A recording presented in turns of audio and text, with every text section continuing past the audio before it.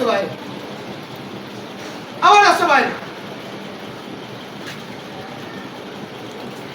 প্রত্যেকটা কাজের একটা প্রসিডিউর আছে, সিস্টেম আছে, কোয়ালিটি আছে, প্রোডাকশন আছে, ডিসিপ্লিন আছে।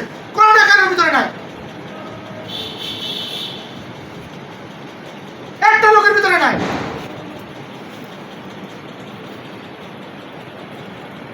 পিছন থেকে মাল ঢুকতেছে স্মুথলি, বান্ডেল ওয়াইজ মাল ঢুকতেছে, মাঝখানে এসে এলোমেলো হয়ে যাচ্ছে, 2-3 বান্ডেল একসাথে যাচ্ছে। কেন এগুলো হবে? কেন এগুলো কেন হবে? সবার প্রত্যেকের কাজ বুঝাই দেওয়া হয়েছে না?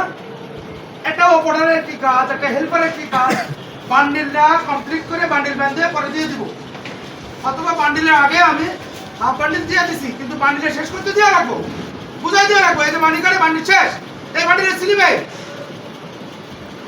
আমার স্টিকার ছাড়া আসছে, ওকে ফাইন। বান্ডিলটা বান্ডিল থাকলে সেট কম হয় না?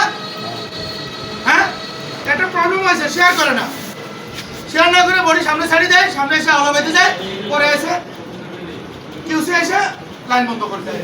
আলটিমেটলি ওই যে প্রোডাকশন হ্যারবার হবে হবে বিদ্যুতের কারণে হচ্ছে, ম্যান পাওয়ার ব্যালেন্সিং কারণে হচ্ছে, ম্যান পাওয়ার শর্টের কারণে হচ্ছে, ঠিক টাইম মতো অফিসে না আসার কারণে হচ্ছে।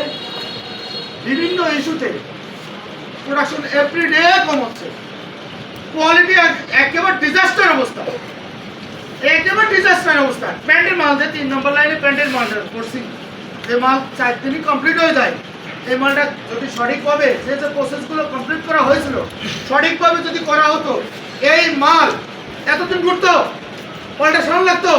4000 পিস মালের 32,000 পাল্টা সরানো হয়েছিল।